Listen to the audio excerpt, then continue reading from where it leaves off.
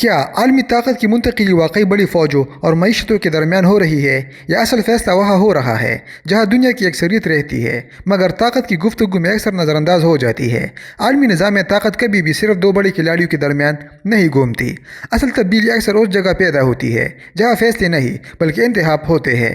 Global south یعنی Asia, افریقہ، لاطینی امریکہ اور مشرق وسطیٰ کے ممالک اب صرف عالمی نظام کے تابع نہیں رہے بلکہ آہستہ آہستہ اس نظام کے توازن کو متاثر کرنے لگے ہیں۔ یہی وہ خاموش زاویہ ہے جو طاقت کی منتقلی کو رفتار دے رہا ہے مگر شور کہیں اور سنائی دیتا ہے۔ کیا گلوبل ساؤتھ کی غیر وابستگی نئی طاقت بن رہی ہے؟ جب زیادہ تر گلوبل ساؤتھ ممالک نے کسی ایک عالمی طاقت کے ساتھ مکمل وابستگی اختیار کرنے کے بجائے محتاط فاصلہ برقرار رکھنا شروع کیا تو ابتدا میں یہ رویہ غیر واضح اور غیر فیصلہ کن محسوس ہوا۔ بظاہر ایسا لگتا تھا کہ یہ ریاستی کسی واضح سمت کا انتخاب کرنے سے ہچکچا رہی ہے مگر در حقیقت یہ ایک نئی حکمت عملی کی بنیاد تھی۔ وقت گزرنے کے ساتھ یہی لچک عالمی سیاست میں ایک مستقل دباؤ کی صورت اختیار کر گئی۔ اب بڑی طاقتیں صرف نظریاتی اتحاد پر انحصار نہیں کر سکتے بلکہ انہیں معاشی سرمایہ کاری، تجارتی رعایتوں اور سیکیورٹی تعاون کے ذریعے رسائی حاصل کرنا پڑ رہی ہے۔ گلوبل ساؤتھ کے ممالک نے اپنی جغرافیائی اور معاشی اہمیت کو ایک اثاثے کے طور پر استعمال کرنا سیکھ لیا۔ انہوں نے دروازے بند کرنے کے بجائے کھلے رکھے تاکہ مختلف طاقتیں بیک وقت ان کے ساتھ تعلقات قائم رکھنے کی خواہش مند رہے۔ اس حکمت عملی نے طاقت کے روایتی تصور کو بدل دیا۔ جہاں پہلے اثر و رسوخ حکم اور دباؤ سے قائم ہوتا تھا، اب وہ مذاکرات اور باہمی مفاد سے حاصل کیا جا رہا ہے۔ نتیجتاً عالمی نظام ایک مرکز کے گھومنے کے بجائے متعدد مراکز میں تقسیم ہونے لگا ہے، جہاں چھوٹی اور درمیانی ریاستیں بھی طاقت کے توازن کو متاثر کرنے کی صلاحیت حاصل کر چکی ہے اور عالمی سیاست پہلے سے کئی زیادہ پیچیدہ مگر متوازن شکل اختیار کر رہی ہے۔ کیا وسائل کی جغرافیہ طاقت کا نیا حساب لکھ رہی ہے؟ گلوبل ساؤتھ میں موجود معدنیات، توانائی کی وسیع ذخائر اور صنعتی خام مال ایک طویل عرصے تک صرف عالمی تجارت کا معمولی حصہ سمجھے جاتے رہے۔ ترقی یافتہ معیشتیں انہیں محض سستی سپلائی کی ذرائع کے طور پر دیکھتی تھی جہاں سے خام مال حاصل کر کے اپنی صنعتوں کو چلایا جاتا تھا۔ مگر جب دنیا نے نئی ٹیکنالوجیز، برقی گاڑیوں، قابل تجدید توانائی اور ڈیجیٹل معیشت کی طرف تیزی سے قدم بڑھایا تو یہی وسائل اچانک عالمی نظام کی سب سے حساس ضرورت بن گئے۔ لیتھیم، کوبالٹ، نایاب دھاتیں اور توانائی کی ذخائر اب صرف معاشی اشیاء نہیں رہے بلکہ اسٹریٹجک طاقت کا بنیادی ستون بن گئے۔ جو بڑی معیشتوں کا انحصار ان وسائل پر بڑھا، ویسے پیداوار اور سپلائی چین کا اصل کنٹرول وسائل رکھنے والے ممالک کے ہاتھ میں آنا شروع ہو گیا۔ صنعتی طاقتیں اب صرف خریداری نہیں کر رہے بلکہ رسائی برقرار رکھنے کے لیے سیاسی تعلقات مضبوط بنانے، سرمایہ کاری بڑھانے اور سفارتی رعایتیں دینے پر مجبور ہو گئی۔ اس تبدیلی نے طاقت کے روایتی بہاؤ کو الٹ دیا کیونکہ اب فیصلہ سازی صرف صنعتی مراکز میں نہیں بلکہ ان حصوں میں بھی ہونے لگی جہاں وسائل موجود ہو۔ عالمی طاقت آہستہ آہستہ ان ریاستوں کی طرف منتقل ہونے لگی جو پہلے حاشیے پر سمجھی جاتی تھی مگر اب عالمی معیشت کی بنیاد بنتی جا رہی ہے۔ کیا آبادی کا وزن عالمی فیصلوں کو بدل رہا ہے؟ گلوبل ساؤتھ کی نوجوان اور تیزی سے بڑھتی ہوئی آبادی کو طویل عرصے تک صرف اعداد و شمار کے طور پر دیکھا جاتا رہا۔ عالمی معاشی تجزیوں میں اسے اکثر بوجھ، بے روزگاری کے خطرے یا ترقیاتی چیلنج کے طور پر پیش کیا جاتا تھا۔ مگر وقت کے ساتھ جب ترقی یافتہ ممالک کی آبادی عمر رسیدہ ہونے لگی اور ان کی اندرونی منڈیاں سست روی کا شکار ہوئی تو یہی آبادی عالمی معیشت کے لیے ایک نئی امید بن کر سامنے آئی۔ اب مسئلہ پیداوار کا نہیں بلکہ خریدار تلاش کرنے کا بن گیا اور یہاں گلوبل ساؤتھ کی نوجوان نسل نے عالمی توجہ اپنی طرف کھینچ لی۔ نوجوان آبادی صرف صارف نہیں ہوتی بلکہ رجحانات، ٹیکنالوجی کے استعمال اور نئی معیشتی سمتوں کا تعین بھی کرتی ہے۔ ڈیجیٹل معیشت، آن لائن تجارت اور سروس سیکٹر کی تیزی سے بڑھتی ہوئی طلب نے ان ممالک کو عالمی کاروباری حکمت عملی کا مرکز بنا دیا۔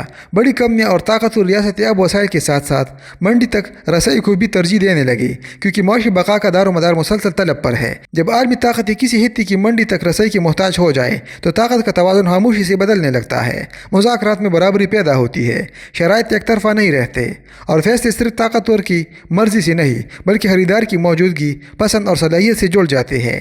آبادی جو کبھی کمزوری سمجھی جاتی تھی آہستہ آہستہ عالمی اثر و رسوخ کی بنیاد بن جاتی ہے۔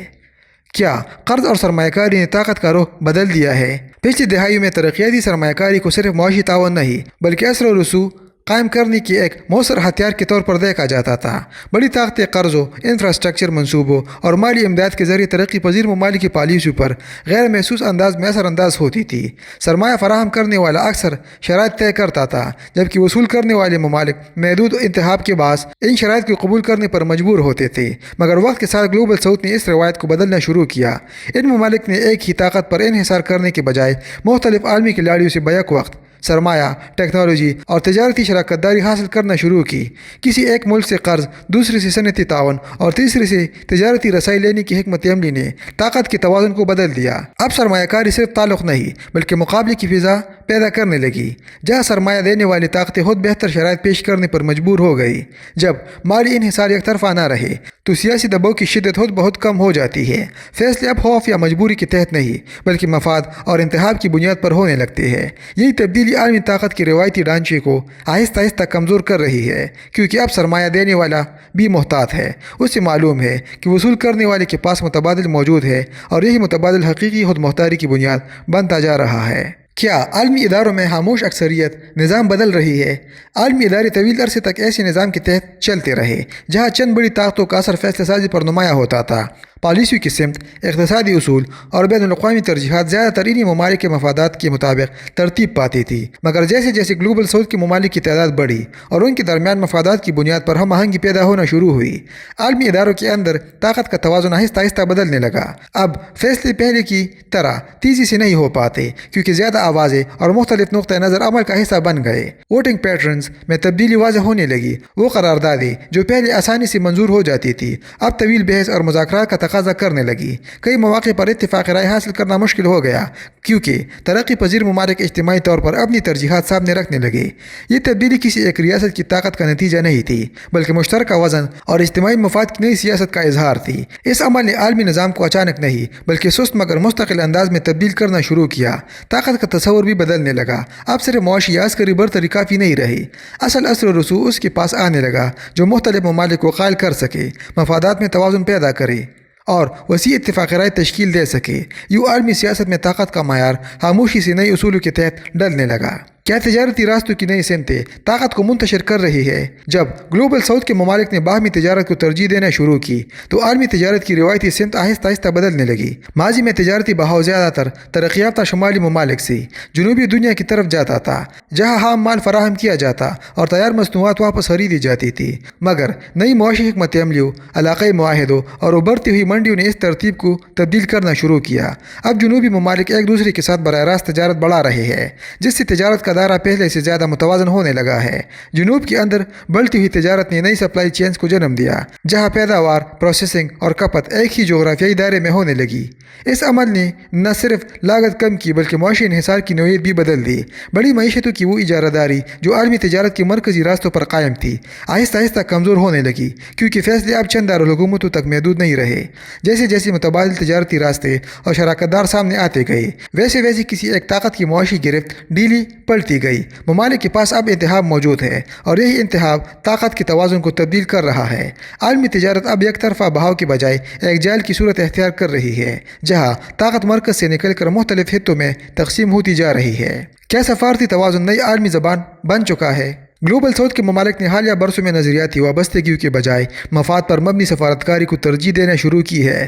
ماضی میں عالمی سیاست زیادہ تر نظریاتی بلاکس پر قائم تھی، جہاں ممالک ایک محسوس کیمپ کا حصہ بن کر طویل عرصے تک اسی سمت میں کھڑے رہتے تھے۔ مگر بدلتی ہوئی عالمی معیشت اور کثیر قطبی نظام کے ابھار نے اس سوچ کو تبدیل کر دیا۔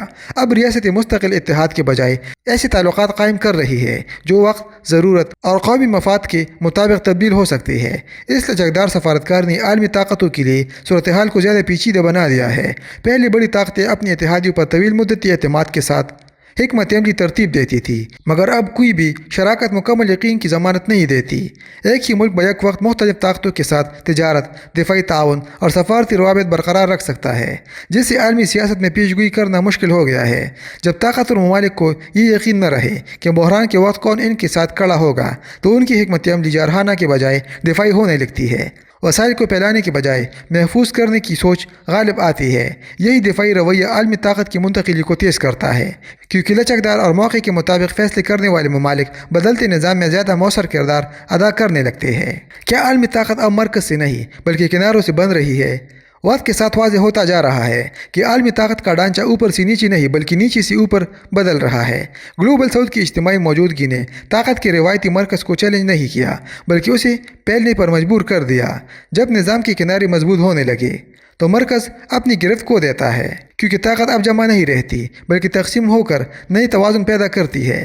عالمی طاقت کی منتقلی شاید بظاہر بڑی طاقتوں کی کشمکش لگتی ہو، مگر اس کی اصل رفتار وہاں پیدا ہو رہی ہے جہاں ممالک نے تابع رہنے کے بجائے انتخاب کرنا سیکھ لیا ہے۔ گلوبل ساؤتھ کی یہی خاموش حکم مختاری عالمی نظام کو آہستہ مگر مستقل انداز میں نئے توازن کی طرف دھکیل رہی ہے، جہاں طاقت کسی ایک کے پاس نہیں بلکہ سب کی ضرورتوں کے درمیان تقسیم ہو رہی ہے۔